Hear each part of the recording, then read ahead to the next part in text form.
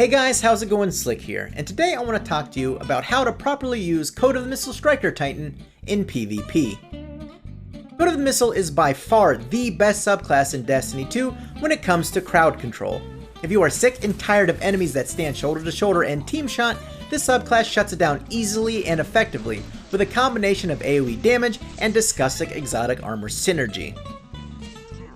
In this video, I'm going to break down the subclass perks and abilities, what they do and how to use them effectively, the best armor perks and exotic armor synergy, as well as ideal weapon loadouts and perks.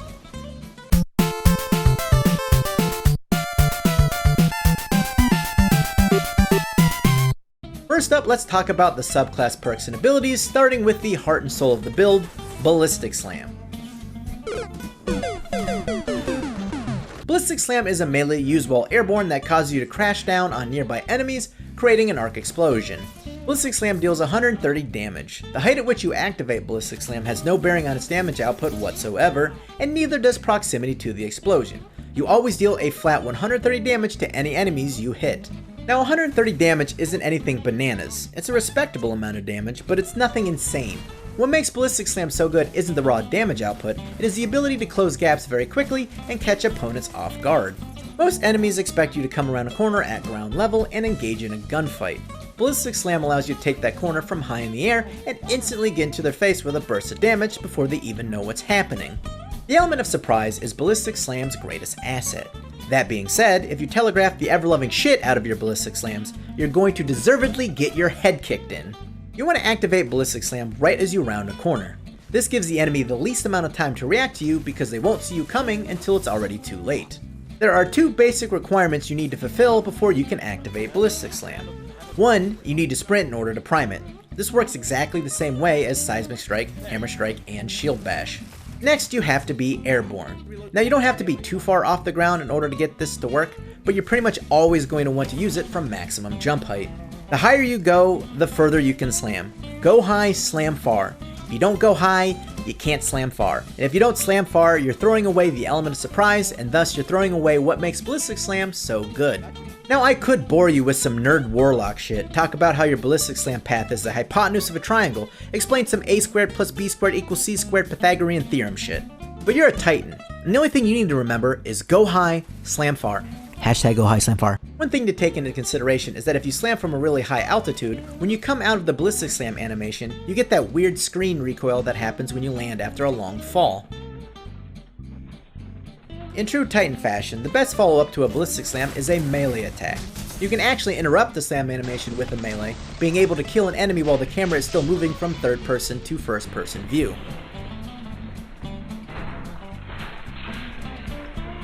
Following a Ballistic Slam up with a melee circumvents the weird landing recoil and is the fastest way to finish off a damaged enemy. Next, let's talk about the perk Impact Conversion. When you damage an opponent with Ballistic Slam, you gain a small amount of super energy. The key word here is damage. You do not need to kill the enemy with Ballistic Slam, only deal damage to them. The amount of super energy you get is about the same as one kill, so if you Ballistic Slam an enemy and then immediately kill them, you get about 2 kills worth of super energy for the price of 1. But what is even better is that the amount of super energy you get is determined by the number of targets you hit. If you hit one enemy, you get a fairly modest amount of super energy. But if you were to, say, hit the entire enemy team with Ballistic Slam, you would get an absolutely gargantuan amount of super energy. Of course, the likelihood of you slamming the entire enemy team is incredibly small. However, if you can consistently slam 2 to 3 opponents at the same time, you're going to find yourself with a full super meter more than other subclasses. Now is the time where we talk about Inertia Override. There are a lot of moving parts with this ability that can make it needlessly complicated to explain, so please bear with me on this one. The way that the perk works is that when you pick up an ammo brick while sliding, it reloads your equipped weapon from reserves and gives you a 20% damage buff to all weapons for about 3.5 seconds. You can swap between weapons and they will all retain the bonus 20% damage for as long as the buff lasts. It is not attached to the weapon you had out when the ammo was picked up. Inertia Override for all intents and purposes is identical to 2 stacks of Rampage. It grants the same damage buff for the same duration. The only caveat to activating the perk is that you have to pick up ammo and you have to be sliding when you do it. It is important to note that the ammo type is completely irrelevant and the buff comes from picking up the ammo, not reloading the weapon. You don't have to match the ammo type to your equipped weapon. You can slide through any ammo type with any weapon and it will reload that weapon and activate the buff. Do note though that it reloads your weapon from reserves. If you slide through primary ammo with a special weapon equipped and you have no special ammo, you will still get the inertia override buff, but you won't be able to use it without swapping weapons on account of having no special ammo. There are only 2 times in PvP when you will not be able to activate inertia override. The first is when you are completely full on ammo, as you need to pick up the ammo in order to activate the perk. The likelihood of this occurring in PvP is incredibly low, and even if this did occur, you could simply fire off a few rounds in order to immediately remedy the situation. The other instance is considerably more detrimental to the subclass and makes your available weapon loadouts a little more rigid and narrow. If you run a dual primary weapon loadout, you cannot pick up special ammo, and because you cannot pick the ammo up, you cannot use it to activate inertia override.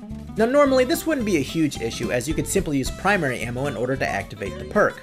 However, primary ammo drops aren't guaranteed the same way special ammo drops are. If an opponent has special ammo, and I kill them, they have a 100% chance to drop their special ammo. However, I did testing, and the likelihood of primary ammo dropping in PvP is 10%. In my testing, I killed 40 Guardians, as that is pretty much the upper end of the number of eliminations you are going to get in a quick play match, and only 4 of those kills netted primary ammo. I also want to note that I did test the primary ammo finder perk, and it appears to have no effect whatsoever in PvP. So if you want to run Code of the Missile in PvP, you absolutely need to run a special weapon. Otherwise you will never be activating inertia override with any amount of frequency. Which is a crying shame, because I tested it with Sturm, and with both an overflow round and inertia override active, Sturm does 204 damage to the head, which is a one-shot kill. That's a lot of damage! Finally, onto the Super THUNDERCRASH. THUNDERCRASH is essentially part Superman, part Predator missile, flying your Titan into enemy territory and creating a massive arc explosion when you touch down. The first tip for proper THUNDERCRASH usage is to always be airborne when you activate it. This allows you to instantly hit the ground in the event you need to panic out your super. When you do THUNDERCRASH from the ground, it forces your character up into the air, and if you hold down, it causes you to fly in this really odd parabola and slam into the ground a few meters away from where you activated it. This can of course cause you to miss an enemy right next to you because the super forced you to jump away from the guy you wanted to murder. However, if you jump right before activating it, you can immediately slam into the ground right next to you, completely skipping this weird upwards momentum from the grounded version. Another small thing worth noting is that flying directly into an enemy will kill them, and if you fly directly into an enemy in super, this causes the THUNDERCRASH explosion to activate as if you hit the ground.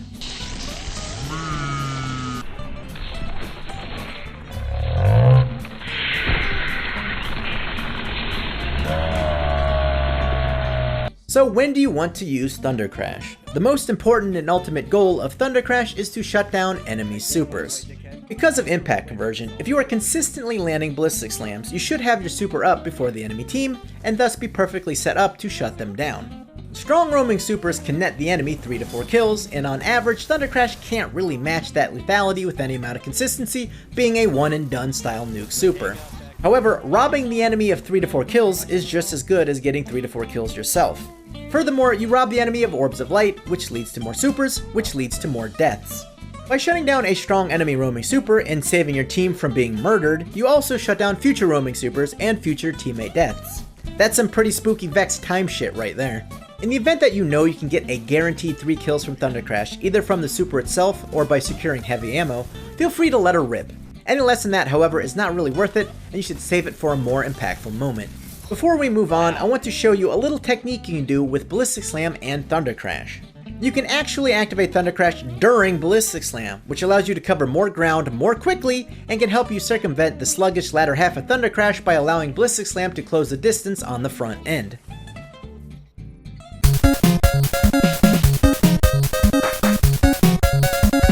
Now that we are done with the class abilities, let's talk about what armor perks and stats you are going to want to run. I recommend running high mobility, as the higher your mobility stat, the higher your lift takes you. This added height greatly benefits Ballistic Slam because, as we already discussed, the higher you go, the further you can slam. #GoHighSlamFar. I would also recommend running high resilience. The class is built on playing incredibly reckless, with a melee and super ability that involves you literally throwing your body at enemies. With Code of the Missile, you are more concerned with getting in and causing as much damage as possible, and less concerned with the next engagement.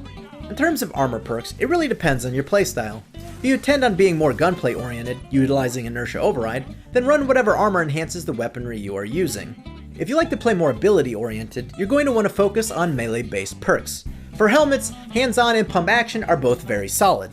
The perk hands-on grants bonus super energy on melee kills, which has amazing synergy with Ballistic Slam. Impact conversion is already granting you super energy on hit, and the optimal follow-up to a Ballistic Slam is a melee, granting you even more super energy. Pump action is also very good, granting bonus super energy on shotgun kill. Shotguns are very strong in PvP right now, and they are especially strong on Code of Missile because of Ballistic Slam's ability to close the gap and get you into CQC quickly and reliably. For gauntlets, I'd recommend either Impact Induction or Momentum Transfer. Impact Induction reduces your grenade cooldown when you damage an enemy with a melee, and Momentum Transfer grants melee energy when you damage an opponent with a grenade. I personally think Momentum Transfer is the better option, as more melee energy transfers directly into more super energy, and Striker doesn't have a lot of grenade-based perks or exotics, but it has plenty of melee-based ones. Weapon reloader perks are really not as necessary as they are in other subclasses, as you can simply reload your weapon for free with Inertia Override. For the chest piece, just run the Unflinching perk for whatever weapon you are using, and as previously mentioned, Primary Ammo Finder doesn't appear to do anything in PvP, so the ammo perk is pretty irrelevant. For your boots, I would highly recommend Traction. The increased turn speed is very useful as you need to be constantly sprinting in order to use Ballistic Slam. Furthermore, it also grants an additional point of mobility, which benefits your Ballistic Slam attack range. #GoHighSlamFar. Outreach is also a very good option, as it grants melee energy when you use your class ability.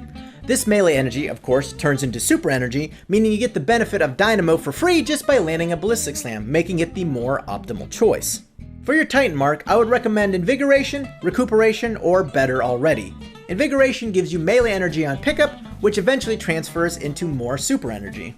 Recuperation gives a chunk of health on orb pickup, allowing you to recklessly run an enemy fire just to collect orbs of light.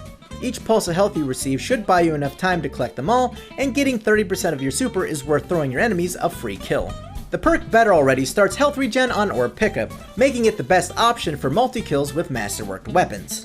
If you get 2 kills with a masterwork shotgun, you essentially get your health back for free by collecting the orb, removing the negative aspect of running high mobility and resilience at the cost of recovery. I would also highly recommend that if you run a shotgun with Code of the Missile, you run the perk Shotgun Scavenger, as it will increase the amount of shotgun ammo you get with each special brick you pick up. This perk can be found in both your Titan mark as well as your gauntlets. In terms of mods, I would run at least 3 melee mods, bringing your cooldown from 81 seconds to 42 seconds, essentially cutting your cooldown in half and giving you twice as many opportunities to use Ballistic Slam. You can run 4 or 5 melee mods if you'd like, and I'd actually recommend that you do, but it's important to run at least 3 because each mod has diminishing returns on the amount it reduces your cooldowns, and I find 3 mods to be the most bang for your buck. For any mod slots you don't put into your melee ability, I would use either grenade mods or mobility mods for the added jump height. #GoHighSlamFar. Super mods are somewhat redundant as you can generate super energy off of your fast charging melee, and Paragon mods really don't do anything for this build whatsoever. Now let's talk about what exotic armor pieces work best with Code of the Missile. DUNEMARCHERS. DUNEMARCHERS are by far the best exotic armor piece you could run with Code of the Missile because of its exotic perk, Linear Actuators. Linear Actuators activate after you sprint for a short time, and when you melee an enemy, you electrify them, chaining lightning to nearby enemies. It essentially turns the guy you punched into a walking arc bolt grenade. The chain lightning from Linear Actuators deals 85 damage. Ballistic Slam deals 130 damage, combined for a total of 215 damage. Now, a 10 Resilience Guardian has 201 health in PvP. So if you were to, say, Ballistic Slam a group of enemies with Linear Actuators activated, you would obliterate all but the one enemy you electrified. Synergy from DUNEMARCHERS is absolutely insane. While you are priming Ballistic Slam, you are also priming Linear Actuators at the same time. This added chain lightning damage makes Ballistic Slam the best crowd control ability in the entire game. This combo absolutely shreds enemies that constantly handhold in Team Shot by turning your melee ability into what is essentially a super ability. Stack 5 melee mods on your armor, and you now have a makeshift super on a 33-second cooldown, which is ridiculous. Another benefit that you get with DUNEMARCHERS that adds to the subclass synergy is the enhanced slide perk. The further, faster slide that comes with DUNEMARCHERS is a great pair with Inertia Override, which relies on sliding activate, and it also pairs well with shotguns, which also pair well with Ballistic Slam. Every single aspect of DUNEMARCHERS augments Code of the Missile. It is a match made in heaven, and this combination is highly effective in 6v6 quick play. The runner-up exotic I would suggest are the Mark 44 Stand-Asides, which actually do work with Ballistic Slam, despite the tooltip only mentioning Seismic Strike, Hammer Strike, and Shield Bash. The Mark 44 Stand-Aside generate an overshield when you sprint with full health, which makes it a good tool for the hyper-aggressive playstyle of Code of the Missile. More importantly, when you damage an enemy with Ballistic Slam, you get 50% of your melee energy back, essentially cutting your melee cooldown in half. Of course, by doubling the amount of times you are using Ballistic Slam, you are also doubling the amount of super energy granted by impact conversion. As long as you don't miss your Ballistic Slams, super energy should be pouring in. The Mark 44 Stand-Asides are the better choice of exotic armor for 1v1 engagements, as well as game modes like Rumble, where enemies aren't as likely to be bunched together. This gives you maximum uptime on your Ballistic Slam, as well as makes you a little bit tankier vis-a-vis the overshield for when you are aggressively pushing with a shotgun. The last exotic armor piece I am going to recommend are the Synthoceps. Given that your best follow-up option after a Ballistic Slam is your melee, it makes sense that having additional range on that melee makes finishing off your target much easier. Furthermore, Ballistic Slam can one-hit kill with the Synthoceps exotic perk, Biotic Enhancement, activated. Biotic Enhancement increases your melee damage when 3 or more enemies are in close proximity to you.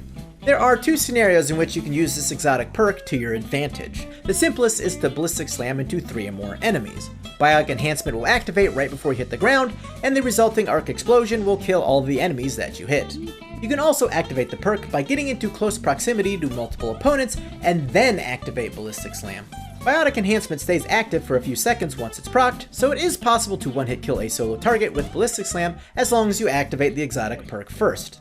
Overall, the main reason you'd run Synthoceps is for the added neutral game benefit of extended melee range, as DUNEMARCHERS is infinitely more reliable at taking out crowds. The added melee damage and one-shot capability is simply icing on the cake. I do want to note that I think Antaeus Ward has the potential to be very good with Code of the Missile, since it has Enhanced Slide, and it pairs well with Inertia Override, granting both an increase to defense and offense via sliding. However, like most people, I have not had them drop, so I have not been able to put in the time to come to a strong conclusion. In the event I do get them, I will test how they work, and I may add a part 2 to this video with my findings.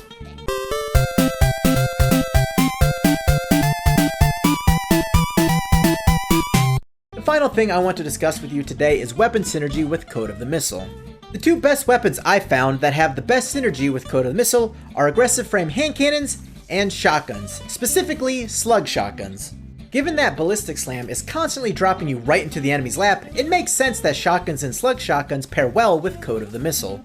A body shot from a slug shotgun will kill opponents after a Ballistic Slam, even at incredibly long ranges.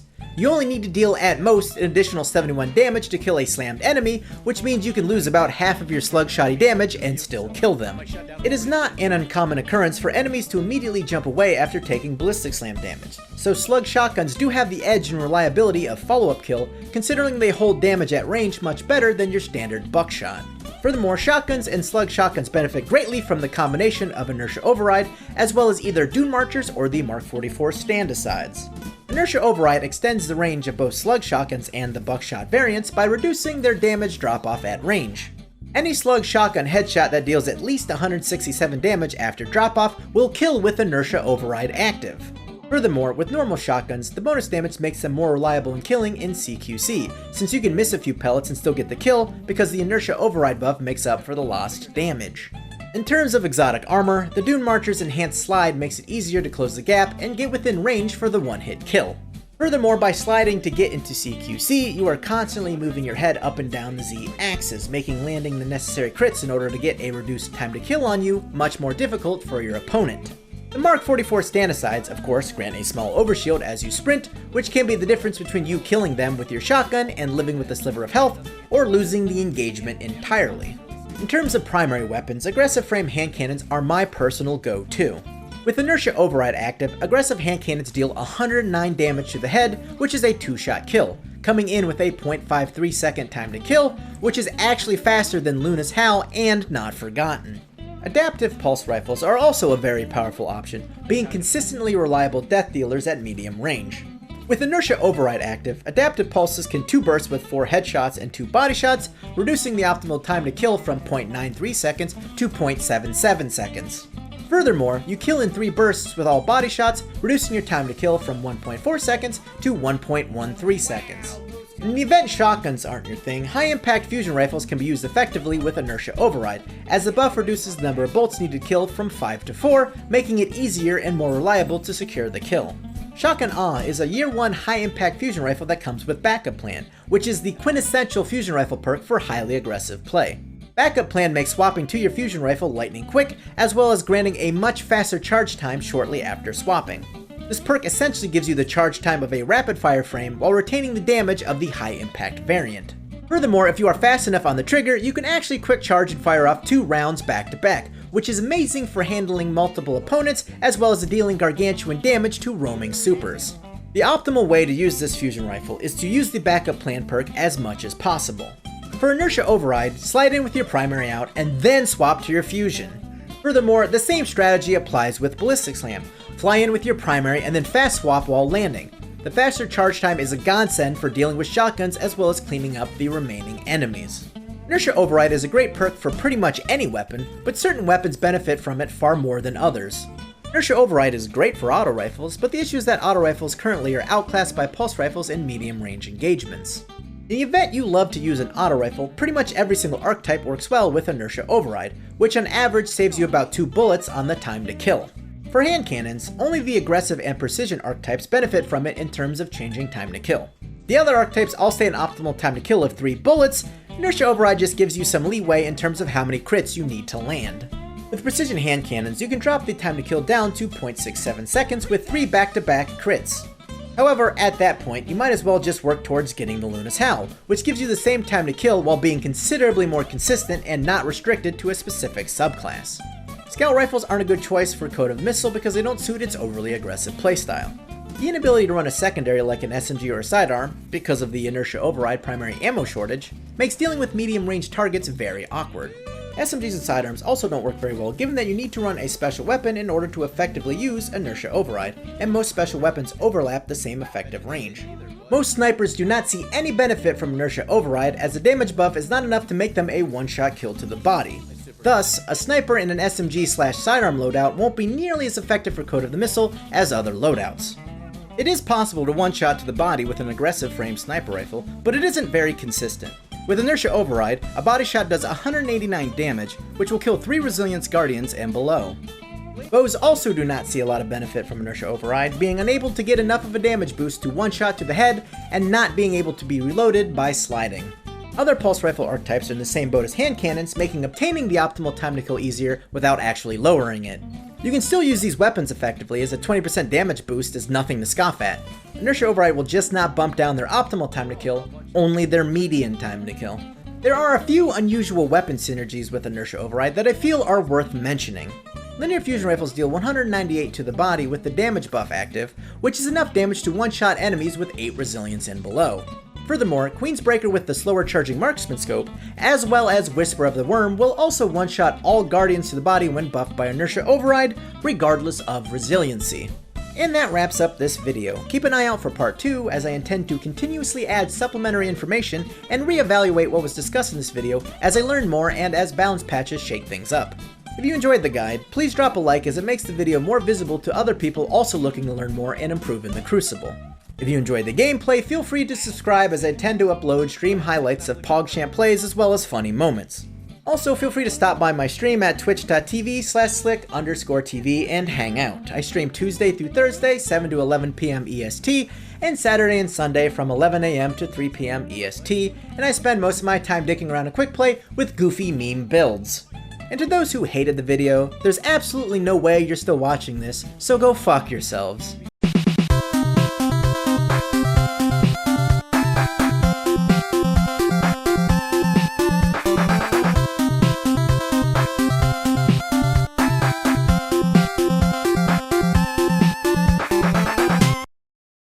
Sliq likes Lady Dick. I don't like Lady Dick. I love it!